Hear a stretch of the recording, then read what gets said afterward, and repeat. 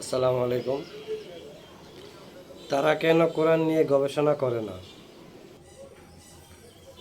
আর যদি ওটা আল্লাহ ব্যতীত অন্য কারো নিকট হতে হতো তবে তারা ওতে বহু গরমিল পেত।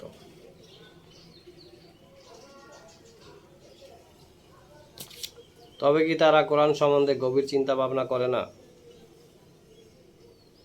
না তাদের অন্তর তালাবদ্ধ? সুতরাং কোরআনের পর তারা আর কোন কথা ঈমান আনবে?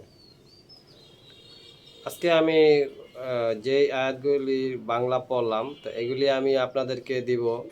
ভিডিও শেষে আপনারা পাবেন, ভিডিও শেষে আমি ছবি তুলে দিয়ে দিব। আমি কয়েকটা আয়াতের অংশ পড়েছি। তো আপনারা, আমি চাই যে আপনারা কোরআন গবেষণা করেন এবং নিজে নিজে শিখেন। এখন দেখেন ফেসবুকের যুগ, অনেক কিছু মানুষে অনেক কিছু বুঝাবে, অনেক কিছু শুনবেন, তো কোনটা সত্য কোনটা মিথ্যা এগুলি বোঝার অনেকের ক্ষমতা নাই।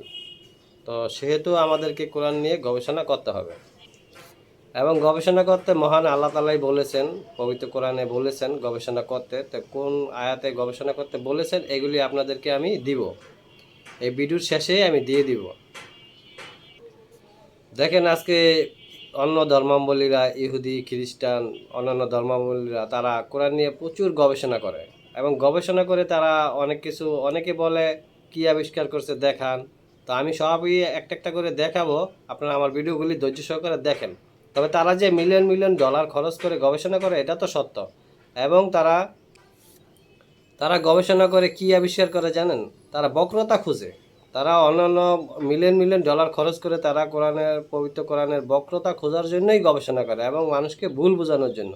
কিন্তু আমরা মুসলিম যারা, মহান আল্লাহ তাআলার বান্দা, তারা পবিত্র কোরআন গবেষণা করব সঠিকভাবে শেখার জন্য এবং যাতে আমাদেরকে কেউ ভুল বুঝাতে না পারে সেই জন্য গবেষণা করব।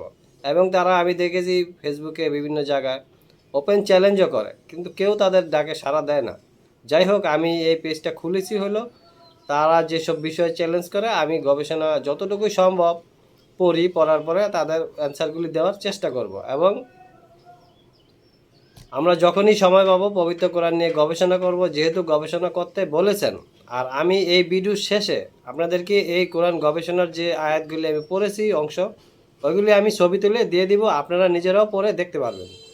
এবং আপনারা গবেষণা কিভাবে করবেন, পবিত্র কোরআনের যে কোনো একটা আয়াত আপনারা 5টা জায়গা থেকে পড়বেন। 5টা জায়গা কিভাবে, যেমন ধরেন আপনি মোবাইলের মোবাইলের অ্যাপস থেকে একটা পড়লেন, আবার বাংলা কোরআন থেকে ওই আয়াতটাই পড়লেন, মানে একই আয়াত আপনাকে 5 জায়গা থেকে পড়তে হবে। কারণ কারণ কি, বাংলা যখন ডাবিং করা হয়েছে তখন প্রত্যেক কোরআনে বা প্রত্যেক অ্যাপসে বা প্রত্যেক দেশ থেকে একই রকম অনুবাদটা হয় নাই, মানে এই অনুবাদের শব্দগুলি ভিন্ন ভিন্ন হয়ে গেছে। তো সেই কারণে সাধারণ লোকদেরকে গবেষণা করতে হলে 5-6 জায়গা থেকে পড়তে হইব। 5-6 জায়গা কিভাবে, যেমন ধরেন মোবাইলের অ্যাপস থেকে একটা, আবার কোরআনে বাংলা কোরআন থেকে একটা, তারপরে সৌদি আরবের কোরআন থেকে একটা, তারপরে আপনারা ইংরেজি যে কোরআন করছে ওইখান থেকে গুগল ট্রান্সলেটে আবার বাংলায় ডাবিং করে নিয়ে আসতে হবে। তো এইভাবে যখন আপনি একটা আয়াত 5-6টা জায়গা থেকে পড়বেন, তখনই আপনি ক্লিয়ার বুঝতে পারবেন যে ওই আয়াতটার বাংলা কি বলা হয়েছিল। তো আসুন আমরা কোরআন গবেষণা করি, যতটুকু পারি শিখি। এতে করে আমরা অনেক কিছু জ্ঞান অর্জন করতে পারবো এবং কেউ যদি ভুল বোঝায় সেগুলি আমরা বুঝতে পারবো। তো ঠিক আছে, আজকের ভিডিওটা এই পর্যন্তই। সবাই, মহান আল্লাহ তাআলা যেন সবাইকে ভালো রাখেন, সুস্থ রাখেন।